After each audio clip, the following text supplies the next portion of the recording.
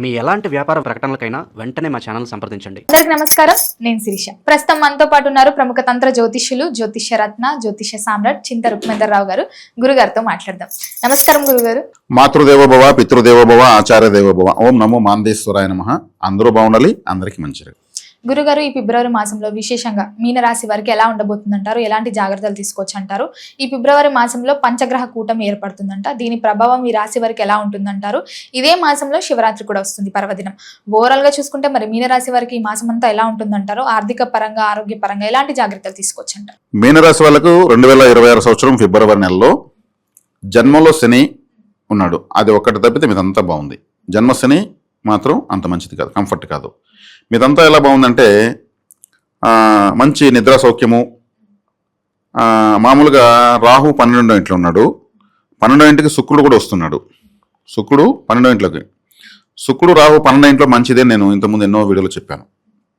అంటే మామూలుగా ఉష్టాన్న భోజనము, స్త్రీ శయ్యా సౌఖ్యము, అంటే బెడ్రూమ్ కాబట్టి మంచి భార్య లభించడము, ఇష్టపడిన అమ్మాయిని వివాహం చేసుకోవడము, తద్వారా మంచి సంతోషాన్ని పొందడము, ఇవన్నీ జరుగుతాయి. ఎందుకంటే 12వ స్థానంలో రాహు శుక్రుడు కలవడము, 11వ స్థానంలో పంచగ్రహ కూటమి, లాభస్థానంలో 5 గ్రహాలు.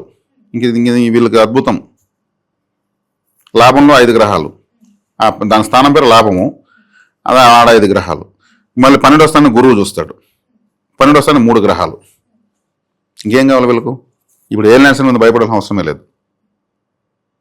అంటే ఆ శని జన్మలో ఉన్నాడు కాబట్టి కాస్త అనారోగ్యముగా ఉన్నట్లు, లేజీగా ఉన్నట్లు, తొందరగా లేయలేకపోవడము, 7 కూడా 5 గంటలుగా వీళ్ళకి ఫీలింగ్ వస్తూ ఉంటుంది. ఎందుకంటే 12వ స్థానంలో రాహు శుక్రున్నారు కదా, వీళ్ళు బెడ్రూమ్కి అతకపోతారు. పడుకొని ఏముందామనిపిస్తుంది, పడుకొని ఆలోచించుకుందాం అనిపిస్తుంది. అంటే టిఫిన్ చేసే టైంకి నిద్రలేసే పనులు తోముతూ ఉంటారు చూడండి. ఈ 12వ ఇంట్లో రాహు శుక్రుడు వల్లే. అంటే ఎక్కువగా బెడ్ కంఫర్ట్ అనేది వీళ్ళకి చాలా గమ్ముని మా నిద్రపోతుంటే చాలా హ్యాపీగా ఉంటుందని ఇది. కాబట్టి ఇక్కడ 4వ ఇంట్లో గురువు 12వ స్థానం చూస్తున్నాడు, 3 గ్రహాలు చూస్తున్నాయి. 11వ స్థానంలో 5 గ్రహాలు. ఇంకేముంది? 6వ ఇంట్లో కేతు దిగ్బలం బాగానే ఉంది. జన్మశని ఒకటే వీళ్ళకు తాకడంటే ఇబ్బంది. కాబట్టి ఏలినాటి శని ప్రభావము 100% ఉంది. కానీ ఈ శనిని చూస్తున్న గ్రహం ఏది లేదు. ఈ శనిని నియంత్రించుకుంటే శివాలయానికి ఎక్కువ వెళ్ళాలి. శివాలయానికి ఎక్కువ వెళ్ళకపోతే ఏలినాటి శని పనిచేయదు. సింపుల్. ఏలినాటి శని ఎవరు ఉందో వాళ్ళు శివాలయానికి ఫిక్స్ అయిపోవాలి. ఎక్కువగా వీళ్ళకు ఆటంకాలు ఉంటాయి కదా, కాబట్టి ఆటంకాలను తొలగుతూ ఉంటాయి. ఇంకంతమించి ఏం కావాలి? సొల్యూషన్ దొరికిపోయింది. ఇంకా శనికి సంబంధించినటువంటి సేవా కార్యక్రమాలు, శని సేవకు బాగా కంట్రోల్ అవుతాడు. చెప్పులు కుట్టే వాళ్ళకు ఆలయాలకు చీపుర్లు ఇవ్వడము, హాస్పిటల్స్కి ఫ్లోర్ క్లీన్స్ ఇవ్వడము, కాకి అన్నం పెట్టడము, వీధి కుక్కలకు ఫుడ్ పెట్టడము, ఇవన్నీ ముసలి వాళ్ళకి ఏదన్నా చెప్పులు తీసివ్వడము. ముసలి వాళ్ళకంటే తల్లి, తండ్రి, పెద్దనాన్న, పెద్దమ్మ, చిన్నాన్న, పిన్నమ్మ, మేనత్త, మేనమామ, గురువులు, గురు సమానులు, వీళ్ళందరికీ 60 సంవత్సరాలు పైబడి కాళ్ళు నొప్పులు ఉంటాయి. శనేశ్వరు అంటే కాళ్ళు కదా, వాళ్ళకి చక్కగా మెత్తగా చెప్పులేసి ఓ స్వీట్ ముక్క నోట్లో పెడితే సంతోషపడిపోతారు. మావాడు, మా అన్న కొడుకు నాకు మా అత్తను గుర్తుపెట్టుకుని ఎదుక్కున్న చెప్పులు వేసిపోయాడు, మా కొడుకులు తీసింది మా అన్న కొడుకు తీర్చాడు, వాళ్ళ మేనత్తగారు ఆనందపడిపోతుంది. అంటే 60 సంవత్సరాలు దాటిన వాళ్ళలో శని ప్రభావం ఎక్కువ ఉంటుంది. అప్పుడు వాళ్ళ కంట్లో ఒక రెటీనా వస్తుంది. వాళ్ళ రెటీనా ఒక స్పెషల్ ఎనర్జీ రిలీజ్ అవుతుంది. వాళ్ళకు కూడా తెలియదు విషయం. ఆ ఆశీర్వాదం తీసుకుని ఇక్కడ పడుతుంది, వాళ్ళ బిడ్డ ఆశీర్వదించింది. అది శని గ్రహ తాకని లేపేస్తుంది. కాబట్టి వాళ్ళందరికీ చెప్పులు తీసి ఎన్ని కోట్లు అయిపోతుంది. చక్కగా వాళ్ళకి ఇష్టమైనటువంటి తిండి, వాళ్ళకి పలాంటి ఇష్టం కనుక్కొని దాన్నే వాళ్ళకి తినిపిస్తే ఎట్టుంటుంది. వాళ్ళ దగ్గర ఆశీర్వాదం తీసుకుంటే ఈ శని ఏలినాటి శని అసలు పనిచేయదు. శివాలయానికి వెళ్తా ఉంటే ఏలినాటి శని పనిచేయదు.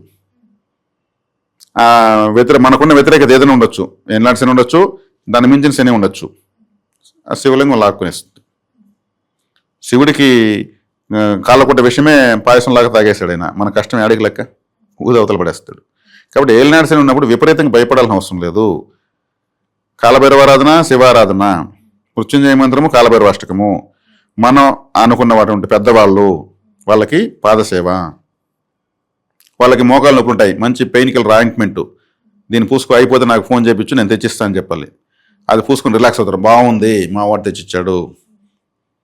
ముసలి వాళ్ళు సంతోషపడితే శనేశ్వరుడు అనుకూలమైపోతాడు. శని కర్మకారకుడు. మీనరాశి శ్మశానాన్ని సూచిస్తుంది. శ్మశానంలో పనిచేసే కార్మికులకు ఏదైనా హెల్ప్ చేయొచ్చు. ఎంత 5 మంది ఉంటే మంచి ఫుల్ భోజనం 5 ప్యాకెట్లు తీసిపోయి తినండి, అయ్యో మిగిలిపోతుంది రాత్రి పెట్టుకొని తినండి జమ్మని, దండాలయ్య అంటారు. వాళ్ళు కర్మ, చివరి కర్మ, అంత్యక్రియలు వాళ్ళ చేసేది, అంత్యరాశిది. వాళ్ళకి ఫుడ్ తీస్తే ఏమవుతుంది? కొన్ని ఇవ్వగలిగితే బట్టలు తీసేయచ్చు, వాళ్ళకి డబ్బులు ఇవ్వచ్చు, ఫుడ్ ఇవ్వచ్చు. వాళ్ళకి ఏదైనా వాళ్ళ చిన్న గుడిసె వేసుకుంటారు శ్మశానంలో, దానికి ఏదైనా పైకప్పు కూడా వేసేయచ్చు, చేయొచ్చు. కర్మకార్యాలు చేసే వాళ్ళకి సహాయం చేయడు. ఇవన్నీ చేసే ఏలినాటి శని అసలు ఉండదు, అదే వరంగా మారిపోతుంది. కాబట్టి ఏలినాటి శని నియంత్రించుకుందని పరిహారాలు చేసుకుంటే చాలు. వీళ్ళు మీదంతా సూపర్గా ఉంది. ఈ ఫిబ్రవరి మాసం వీళ్ళకు ఒక గోల్డెన్ మంత్గా చెప్పొచ్చు. మీనరాశి వారికి గురుగారు మరి ముఖ్యంగా విద్యార్థులకు ఎలా ఉంటుందంటారు ఈ మాసంలో? విద్యార్థులు కూడా 4వ ఇంట్లో గురువు ఉన్నాడు, విద్యాస్థానంలో ఉన్నాడు, విద్యార్థులు బ్రహ్మాండంగా ఉంది. కాబట్టి ఈ రాశిలో ఉన్న విద్యార్థులు జన్మంలో శని ఉన్నాడు కాబట్టి ఒంట్లో భయం పెట్టుకుని చదువుతారు బాగా. మనం చెప్పకపోయినా వీళ్ళు చదివేస్తారు. ఎందుకంటే ఇప్పుడు ఒకప్పుడు క్లాస్కి 2-3 క్లవర్ స్టూడెంట్స్ ఉండేవాళ్ళు, అంతా డల్ స్టూడెంట్స్ ఉండేవాళ్ళు. ఇప్పుడు క్లాస్కి 2-3 డల్ స్టూడెంట్స్ ఉన్నారు, అందరూ క్లవర్ స్టూడెంట్స్ అయిపోయారు. బై బర్త్ శాటిలైట్ అనే పిల్లలు పుడుతున్నారు, ఇప్పుడు ఏదేదో చేస్తున్నారు.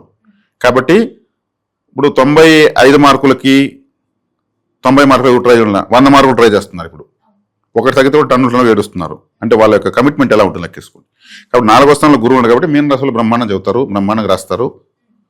ఏదో 1-2 మార్కుల దగ్గర ఫీల్ అవ్వాల్సిన అవసరం లేదు, మళ్ళీ ఎగ్జామ్స్ వస్తూనే ఉంటాయి, వాటిలో సాధించుకోవచ్చు. వివాహ యోగం ఉందంటారా? వివాహ యోగం ఉంటుంది. ఎందుకు ఉంటుందంటే బెడ్ కంఫర్ట్స్ ఉన్నాయి, మంచి భార్య దొరుకుతుంది, చక్కగా వీళ్ళు స్త్రీ శయ్యా సౌఖ్యం అనుభవిస్తారు అని నేను చెప్పాను కదా. ఇప్పుడు వివాహం అయితేనే కదా.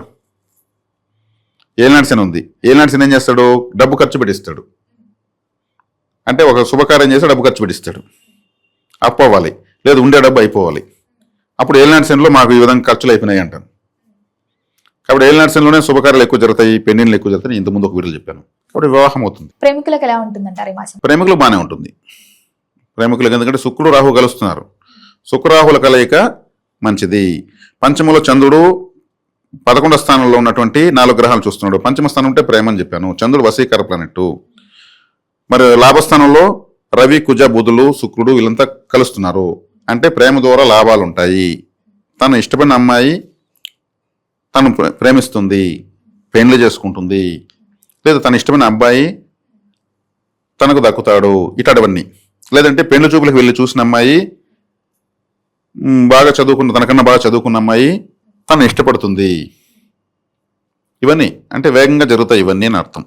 ఏలినాటి శని ఒకటి వీళ్ళకు, దానికి కూడా మనం పరిహారాలు చెప్పి అవి కూడా ఈజీగా చేసుకోవచ్చు. గురుగారు మరి మొత్తం మీద చూసుకుంటే కుటుంబ వాతావరణం ఎలా ఉంటుందంటారు మీనరాశిలో ఉన్న వారికి? కుటుంబ వాతావరణం ఎత్తుకుంటే మంచి జరిగిందని సంతోషము, ఉన్న డబ్బు ఖర్చు అయిపోయిందని బాధ, ఇట్లా ఉంటుంది. కుటుంబ వాతావరణం మీన రాశి వాళ్ళకి ఎప్పుడు ఏదో ఒక డిస్టర్బెన్స్ ఉంటుంది. ద్వితీయ స్థానము మేషం పనిచేయదు అని చెప్పాను ఇంతకుముందు మీకు కూడా.